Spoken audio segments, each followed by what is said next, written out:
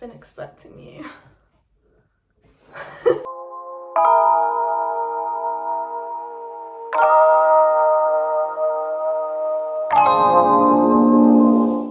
Hey guys, welcome back to my channel. I'm so excited to be filming this video today. I have wanted to film this since I started my channel, and to be honest with you, it's one of the main reasons why I did start this channel, was because I wanted to help anyone who has wanted to get into the fashion industry or who just wants to know more about it. I kind of feel like it's one of those industries where it's like everyone gossips about it, everyone talks about it, but no one actually shares their experiences. Like, you know, people do, but I just feel like people aren't honest.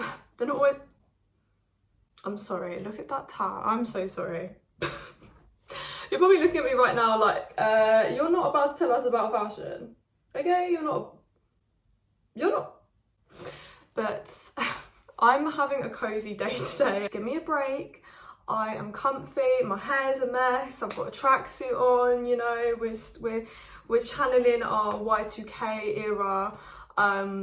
Yeah, also my bedroom is getting closer to being done. We are gonna paint this bed white, which I'm really excited about because I wanted like a princessy bedroom kind of vibe. My giant teddy bear in the background, please ignore that. But yeah, we're gonna paint this bed white, but we've painted the walls half grey and then the rest of it's cream. And I'm gonna get new bed covers and stuff because at the moment I've just got plain on there, and just like, yeah, just changing a few bits around so if the background looks different and kind of like half finished, then that's why. But hopefully in like the future videos to come, you guys will have a nicer background to look at, and we'll be in a bit more of a better place when it comes to aesthetics of the video. And just know that everything I say is my own experience. I'm not going to speak for anyone else. I also know a couple of people who work in fashion as well, and you know, we share similar experiences, so I don't know if that tells you everything that you need to know. But I just wanted to get that out there because I know everyone has different experiences at different jobs, so I'm not gonna, you know what I mean, I'm you know what I'm saying, but everything I'm gonna say is 100% true to me. So anyway, let's get into it. So I'm going to start this video off today by basically giving you kind of like a rundown of, I guess, a bit about me and like why I ended up in fashion and why I chose it and kind of what I do now and things like that, kind of like my journey. So I started off in college doing a level 4 fashion retail diploma. I did like regular college before that, but was unfortunately not happy with my grades because I was a COVID A-level student. So I actually never got to sit my A-levels, and because I was a bit of a naughty girl, I never went to college. But yeah, so after that I decided to get a better qualification because obviously I wasn't happy with what I got. I always loved fashion. I was always very experimental with my fashion. I changed my style like constantly, even though like there's been many points in my life where I've been very shy. I've always been like shy girl. I was never shy to wear certain clothes, which I think is interesting. I don't know, I've always been interested in clothes basically and experimenting with that. So I just thought, you know what, let's try it. Let's try something fashion related and see how it goes. And so that's how I ended up doing my diploma. Then I did a buying and merchandising fashion degree and graduated. And then I got my first ever job for a premium women's wear brand called Hush, and I was there for just under a year. That was a buying admin assistant role, which I learned so much from, and now I am a visual merchandiser for the White Company. So let's start off by talking about my diploma first of all, because that was kind of where the journey really started for me. And so I did my level 4 fashion retail diploma at Fashion Retail Academy in London. So they're based in central London, so they're near Tottenham Court Road. And that was for a year, I believe that course was, or was it 2 years? I don't know, it might have been 2 years actually. I think I'm making that up. I think it's 2 years. And this is a course that they still do. Sorry, it just feels like an eternity ago when I did that because I'm 22 now and it just feels like forever ago. Just a little bit about the academy. Because they are an academy, they also do, so they don't just do college diplomas, they also do like other courses, and they also do degrees as well. So it's kind of like a combination of both college and university, like just to get that out there in case anyone doesn't know what an academy is. And it's also funded by Arcadia, and basically it's for people that want to study fashion but want to get kind of a industry focused experience rather than an academic facing experience, if that makes sense. So it's very coursework heavy, there's not really any exams in there, it's very practical, it's very creative, like it's it's very industry focused and it's very real. Like they will teach you what you actually need to know. They will teach you what's happening right now and what is going to happen in the future, which is so important. So anyway, so basically all of the lecturers are either still in industry or they have spent like the majority of their life in industry. They're so knowledgeable, and like whether it's in business, marketing, buying or merchandising or sourcing or garment tech or design, or like everyone I spoke to was so knowledgeable and had so much experience and was able to really guide you and take the time to be like with you one to one. So if you learn like that, it's really a good place to go rather than to be in like that kind of like typical classroom setting. Don't get me wrong, you do have a group of people, it's not like it's just you and someone else all the time, but like they literally give you everything, like they put in 110%, and I just really appreciated that during my time there. So anyway, so with the diploma is basically like a rundown of the industry as a whole. It's also a really good introduction to like find out what kind of career you want to go down, like what kind of path you want to take. So if you're a bit like how I was and wasn't really sure kind of what area of the industry that you wanted to go in, I knew I wasn't going to be interested in anything like design. I was more interested in like the marketing side of things, but also still interested in product. It just taught me a lot of like the foundation and the basics, what it means for like future proofing a business, learning about how you make a business last the test of time and withstand all these trends that keep changing all the time. As you guys probably know, like trends come and go faster than they ever have because of social media, and Gen Z is very much like like trends will come and go. So if you're interested in trend forecasting and things like that, I'd really recommend that course for that reason also. Also because it was very relevant to current day back then at that point, and obviously it will be relevant to the times now as well if you take the course. Because there's so many more issues happening now which are affecting fashion that weren't affecting fashion those couple of years ago. And like I said, things just changing all the time, whether it's in our planet, whether it's with our opinions and beliefs on things, whether it's with sustainability. It's a really good one to take if you aren't sure what you want to do, you're feeling a little bit lost but you're really interested in the industry, and also if you need a confidence boost when it comes to your knowledge but also the way you present yourself, because in that diploma we did a lot of presenting. Okay, so if you don't like public speaking, you better get to love it because it was a huge part of that course. To be honest with you, I really liked that about it not at the time. I was going to say at the time, that's such a lie. I really like that about it now that I'm looking back at it, because it just completely changed me as a person. Like, don't get me wrong, I still find public speaking a little bit awkward. I'm not great at it. Well, I say I'm not great at it, I'm great at it, okay? I'm so much better than I used to be. I was a hot mess back then. I used to literally, I remember when it was like the first time we ever did it, and we had to stand up and tell like a fun fact about ourselves or something. It was like my worst nightmare. And I was standing up there and I had my little piece of paper, and I swear to God, I was literally going, like I was shaking. I was shaking the room. So I was a hot mess, and I am completely different now. You will always have to present in the industry. It's just the way it is. It's the way the industry is, and it's the way most industries are, honestly. So I feel like public speaking, even if you do want to go into like the design route, the more creative route, you're still going to need it, because you're still going to have to present your product to people. Even if it's like 3 people sat in front of you, it's still presenting, and it's still a skill that you really need. So that's basically what we covered in the diploma. A lot of it was how to complete like accurate research. A lot of it was about brand history, how to conduct a good commercial decision, the importance of customer research, different types of business structures as well. It's not a specific course, it's a very varied and little bit of everything course, which I really enjoyed personally, so would really recommend that one. And next I'm going to talk about my degree. So I did my degree at Fashion Retail Academy again because I loved it so much. I feel like when it was like my first day doing my diploma, I was like so scared because I was still a very shy person, and I was like, oh my god, like everyone's going to be really rude, everyone's going to be really bitchy, like this is fashion, this is going to be brutal, like people aren't going to want to be friends with me, stuff like that, like the average thing that I think most people think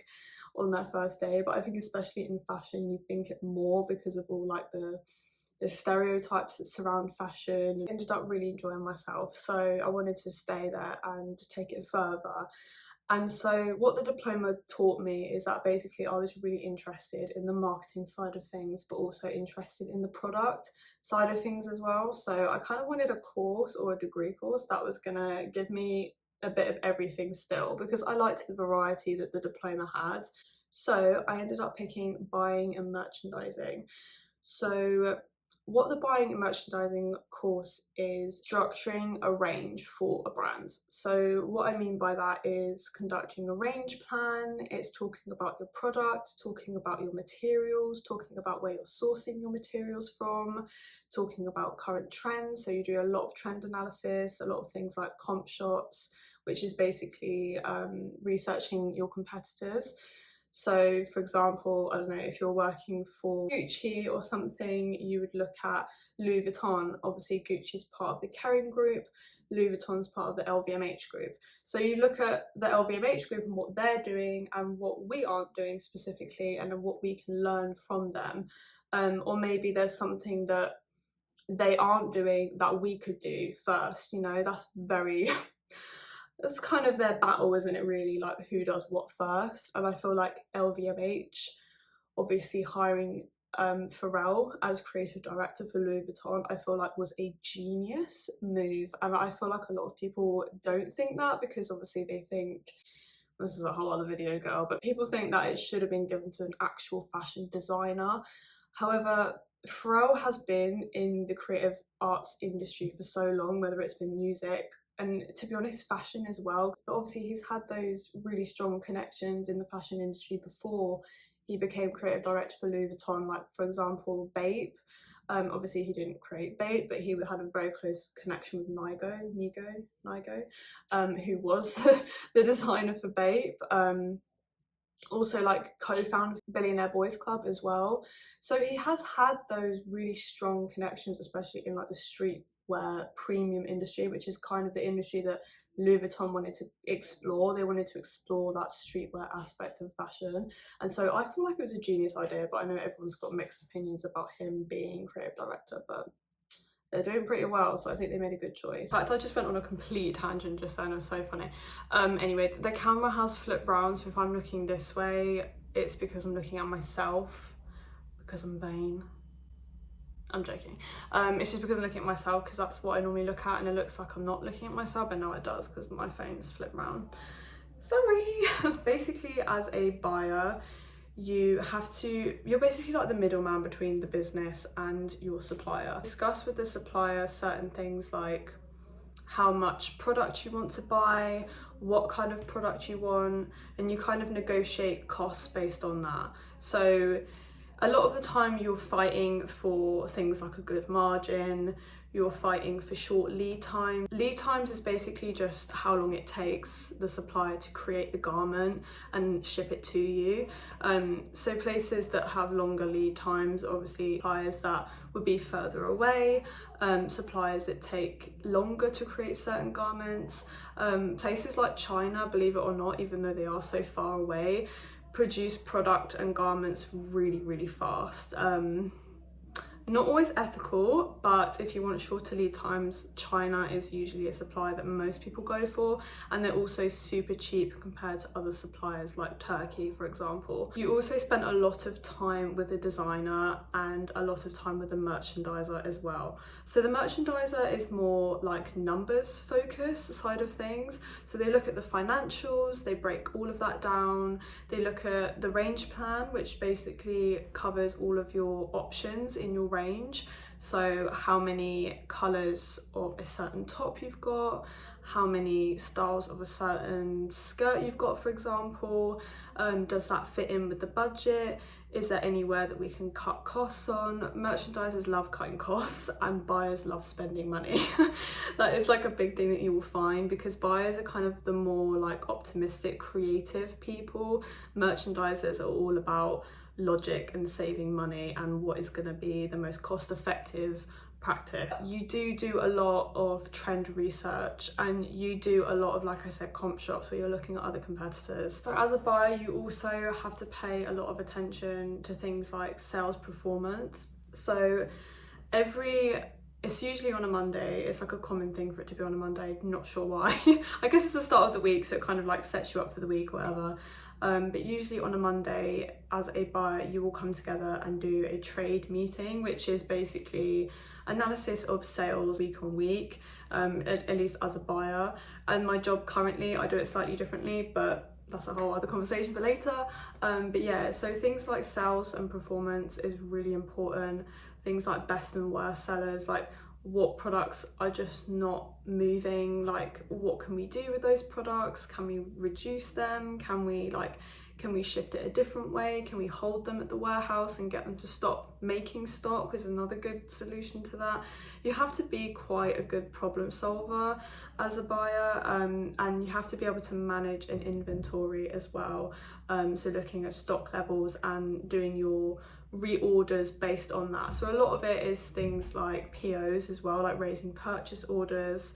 And yeah, that's kind of like the job as a whole. Just to give you like a bit of a rundown. So yeah, it's a bit of a combination of a bit of creative, a bit of financial stuff, a bit of trend research, and you have to be able to work with multiple different types of people, because you do that a lot as a buyer. Like you're literally working with everyone, like you're even working with like the shoot team, because you have to manage samples for shoots. So obviously when I worked for Hush as a buying assistant, I had to keep on top of the shoot samples that we would get from suppliers that they use in the photo shoots for the website, and I'd have to make sure that we'd received everything. I had to make sure that it was all what we'd expected, and it's all the quality that we expect as well. And I had to manage that and make sure that it was all perfect and ready to go for the date that they were going to shoot it at. It's definitely a job for someone who wants a bit of variety. Variety is the spice of life, as they say. And yeah, you do get to work with anyone and everyone. So if that's something that you're interested in, then I'd really recommend doing the buying and merchandising degree. So I did things like creating our own CADs, which is just computer aided design. You get to design your clothing pieces that you wanted to showcase in your range. Also learn how to use a lot of databases as well for research. So databases like Global Data, Edited, WGSN, Business of Fashion, Vogue even, Vogue Business, like platforms like that you will get really familiar with, and you will find them so helpful further down the line, because you will use them quite a lot. So that's basically about the degree itself, the sort of things that it covers. It does cover a wide range of things. Like you learn a lot about sustainability, you learn a lot about sourcing, the different ways that clothes are made, the different fabrics that are coming in. So you'll learn a bit of like garment tech as well. I also presented a range concept to M&S, where I discussed a collaboration between M&S and premium women's wear brand Nanushka to create a collection, and I got to present that to them in head office, which was such a cool experience. Like, it was a bit scary, but it was very, very cool. And see what I mean? Like, you just get to do things that you would never do otherwise, and you get to meet people you would never meet. I've met so many people in the industry because of that degree. And I also, sorry, I don't want to be like, and I also, but for my final project, which I'm going to get into now, I got to interview Tony Chambers, who created Wallpaper magazine. He's a CEO of Wallpaper magazine, and I got to do a Teams call with him and literally ask him anything I wanted. And it was, again, such a great experience, and I got to do that because of my uni lecturer. My final project, I decided to do something really far out of my comfort zone that I have never done before. It's a bit of a risk, but as you guys probably don't know, I have a huge Vogue collection. You're actually on top of my Vogue magazines right now because I don't have a tripod yet, pending.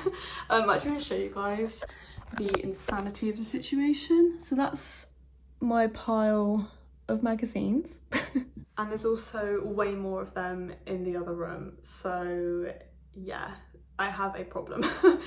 But that's just to show you guys, I love magazines. I absolutely love I don't know why, I've always had a bit of a thing about fashion magazines. I just love them. I love a physical magazine as well. So I really wanted to push myself and create my own magazine because, like I said, it's something I've never done before, and I always like to challenge myself creatively like that.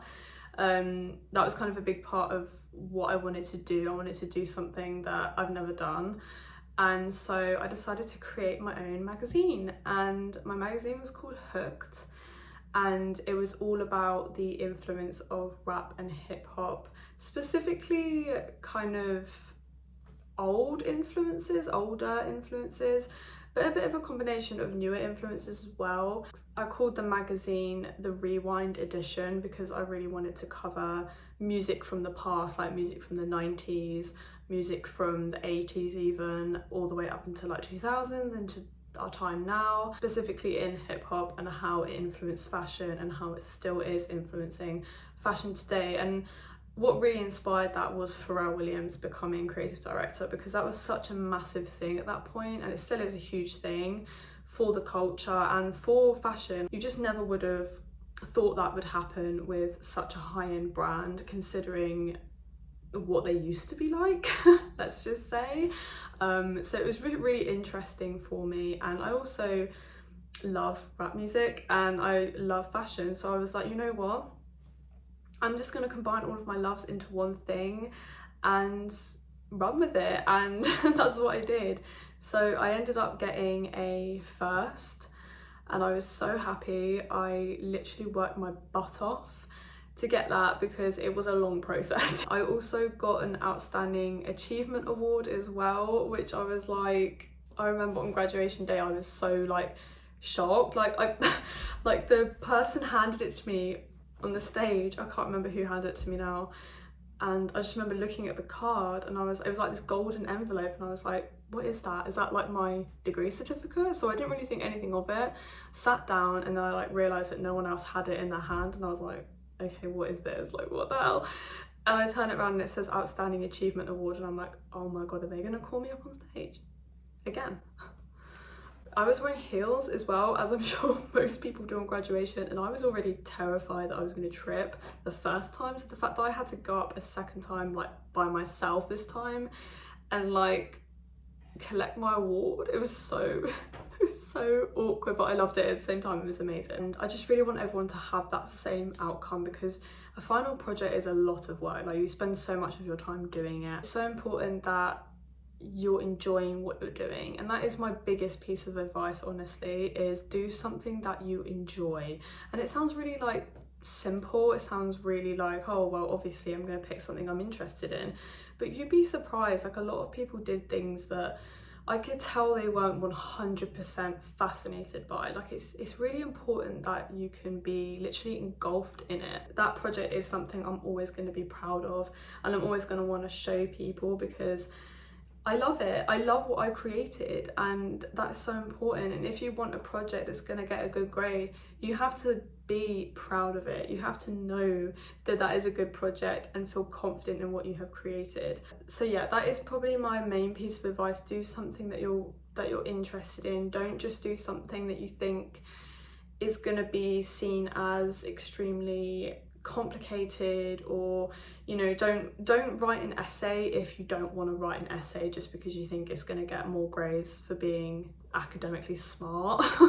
Do something creative, like really think outside of the box, because fashion at the end of the day is a creative industry, and the more creative the project, the more they're gonna love it, trust me. Like my friend, for example, made her own packaging, which I thought was so cool. She also got an amazing grade as well, because she just went that extra mile and did something different that other people hadn't done. So I would say don't just do an essay. I mean, if you want to do an essay, by all means do an essay, but also do something else, like create a video or do a podcast, or I don't know, do your own photography, or make something, literally make a piece of clothing. Like I saw some people that had made clothing. Like how amazing is that? It's so cool. Like we're not even design students and we had people making clothing. Like do something extra, and trust me, you will see the benefits of that, because it's the effort and the creativity that they're looking for. I also recommend to research way more than you think you need to. That's what one of my uni lecturers said that is always stuck with me, and she always used to say, be a fashion sponge. And what she means by that is literally just absorb all the information you can, every different alleyway, every different aspect. Like go into shops, what are they doing? What is interesting to you? What can you get inspired by? That is what is going to make you successful, because I guarantee you, after a long day at uni and you are tired and you are drained and you don't want to think about fashion anymore, most people are going to go home and sit on their bums and watch Netflix. Most people are. I was that girl at one point. But then there was one day where I was like, you know what, I want to get a good fucking grade, because I hadn't got a grade that I was really happy with ever in my life. I'd never got that grade where I was like, you know what, wow, I'm proud of myself, I worked my ass off. I hadn't experienced that. So I was really determined to experience that and to really just go that extra mile for the first time ever. Like, there's always gonna be times where you're not performing in the way that you wish you were. Like, for example, I was never that good at the Excel side of things, and I used to beat myself up so much and be like, oh, I'm shit, like I'm not good at it. But I would never give myself credit for what I was really good at, and what I was really good at was the aesthetic side of things, making things look beautiful. Like that is my strong point, making things look cool. Just remember, like, you're not going to be good at everything, because it is such a big industry with so many different skills, and that is why there's so many different jobs in the industry, because all different kinds of people are involved in it. Okay, moving on. So I feel like we've kind of covered like education, what I did education wise, the kind of outcome that I got, and everything like that. Obviously, if any of you have got any questions about Fashion Retail Academy, or you've got any questions about my final project, or you want to know more, like just comment down below or like message me, whatever. My Instagram is always in my intro. So let's talk about where my kind of career journey started and what I learned when I started working, because that is a completely different side of the industry. Like when I was at uni, I feel like I was so inspired. I was so like just full of ideas, full of energy, bouncing off the walls with all this knowledge and all this passion. And I feel like once I started getting into work, things did change, and I want to be completely honest with all of you, because that's what I'm here for. I'm here to be honest. First kind of proper experience with working in fashion was my 3-month industry placement with the White Company, which is the brand that I actually work for now. Quite funny, it's a full circle moment. And that placement I got through university. So at my degree, Another reason why it's so amazing, like I said, because they are an academy, they have really close connections with fashion brands. So I had a mentor who was a accessories buyer for the White Company, so I always used to visit her in head office, which was amazing, and she was such a lovely person, like really, really nice, so helpful. She used to help me with my projects and give me advice, and she was just amazing. And being able to visit a head office was literally, it was such an amazing experience. Like, it was incredible. Not everyone gets that experience. So by the way, the White Company head office, stunning. If you like the stores, you would faint. Yeah, we got a mentor with our degree, but we also got a industry placement as well. So because I've always wanted to work in the more premium sector of things rather than the more kind of like fast fashion sector, so I ended up getting the placement with the White Company, and I ended up working really closely with my mentor, which was amazing. And so I was doing a buying admin assistant position in accessories, and I loved it. I thought it was so insightful, it was so exciting, like it was like my first proper office job and I felt like I was in like Sex and the City. I'm not even gonna lie to you, I thought it was so cool. So during my placement, I basically sat in on a lot of meetings, so I kind of got an understanding of what trade meetings were, because I was there for, I think it was a month I was there for. I wanted to just really learn the most I could, and I also got to present, I think it was a trend report for the White Company's accessories range, or I think it was like almost like some advice of what I think they could do better in seasons to come. All round, it was a really good experience and really helped me kind of come to that decision that buying was something that I was interested in and something that I did want to do. So then that is when I started obviously looking for my first proper position after I did my graduation. So I ended up getting a role as a buying assistant for premium women's wear brand called Hush.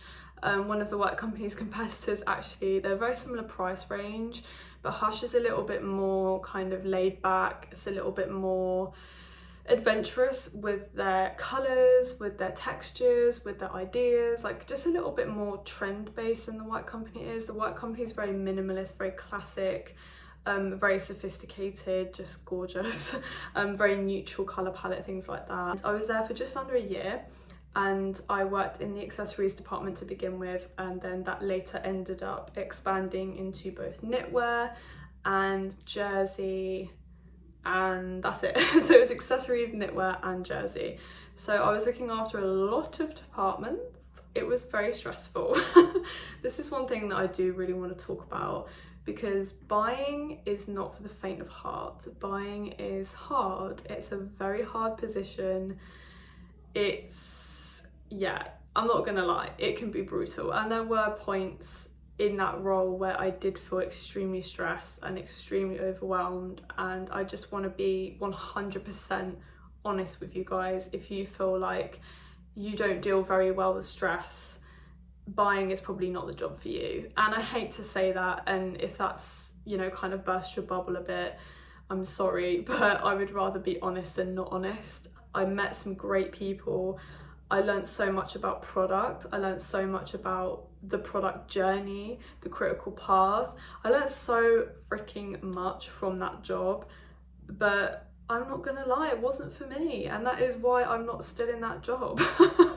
Okay? And sometimes you will go through those phases where, because there are so many different options, you probably are going to get a job and it's not going to be what you expect, so you're going to look for something else, and that is okay. Please do not feel like a failure because a job didn't suit you.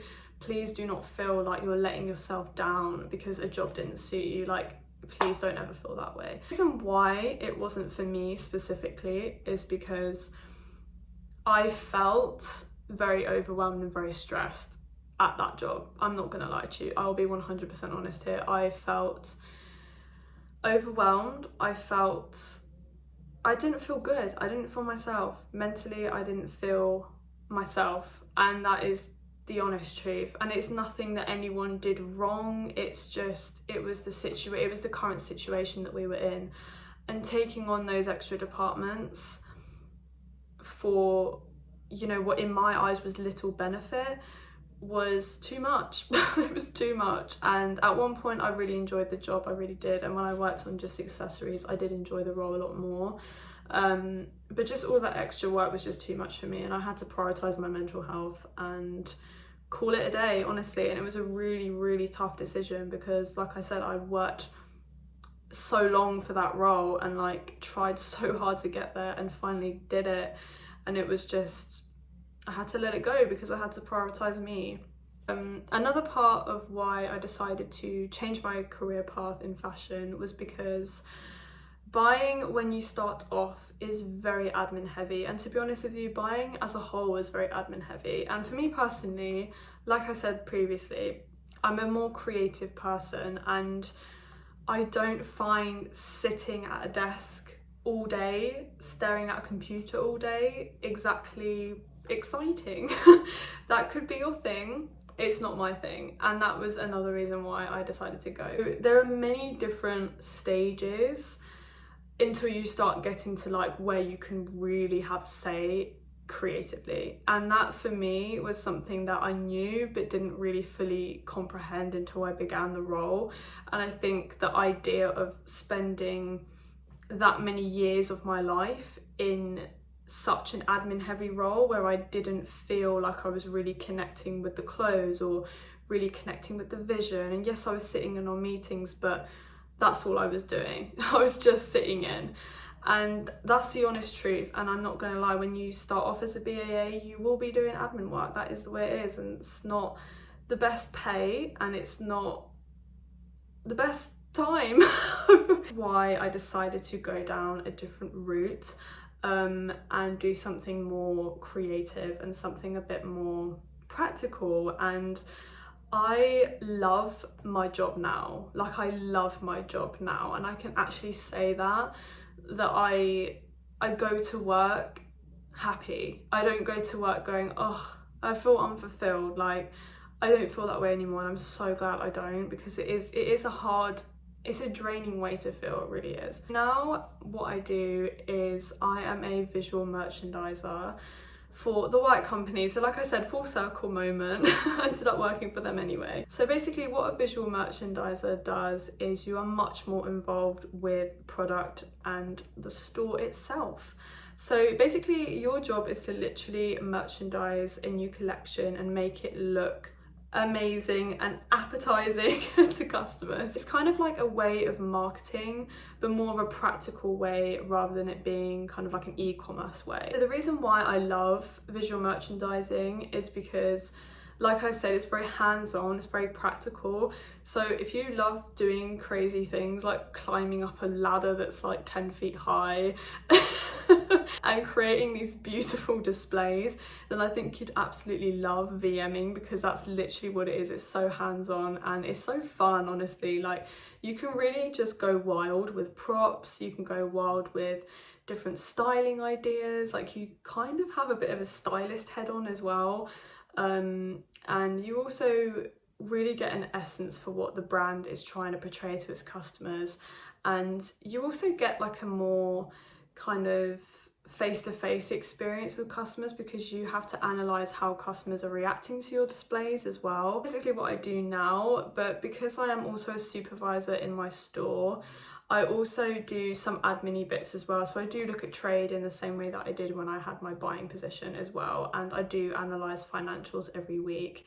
It's also a big part of my role, because I need to make sure that what I'm creating is fitting the standards, is really hitting the brief of what head office wants, but also what our store needs as well. Like, is the store layout the best it can be? Like, are we really selling what we should be selling? And is anything not performing that should be performing? And what can we do about it? That is another huge part of my role. So every week I will get something called a visual focus. This is the way that the White Company does it.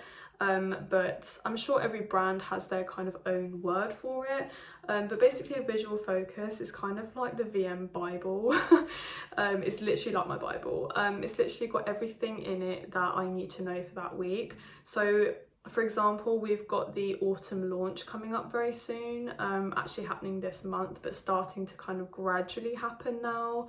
We've had our trans seasonal pieces coming in as well, so we're just preparing for that, and basically in the visual focus it will discuss any changes that are happening, if we're getting any updates in certain departments, if there's anything that we really need to push. At the moment we've got a new fragrance out called Portofino, which by the way smells divine. If you haven't smelt it, please give it a smell because it's gorgeous. I'm obsessed with it. It's kind of a masculine scent. It's definitely unisex, but it leans on the more masculine side because it has this leather note in it, and it's just amazing. Please let me know if you'd like a full video on basically what the job is and what I've learned, because I never thought I would end up in this job, and I've been loving it so far, and I think it is so interesting. I think VMing is one of those jobs where for most people, including myself, you don't realise the importance of store layouts. You don't realise how much thought goes into things like store windows, advertisement. Like, you really don't realise it until you get involved in it yourself. Yeah. So just closing off this video now, I just want to share with you guys a couple of tips about fashion as a whole, and just advice for like anyone who wants to get into it. Good things to know, okay, because I really wish I knew these things back then. So number one is networking. Networking is so important. Like, keep in contact with everyone you meet. Like, even if it's like you haven't spoke to them in years, like just keep their number on you, because you never know when you will need that person. And vice versa, if that person's got your number and an opportunity comes up, they can give you a call out of nowhere and you can end up getting a job from it. Next one is be nice to everyone, because it is a small industry. This is so true.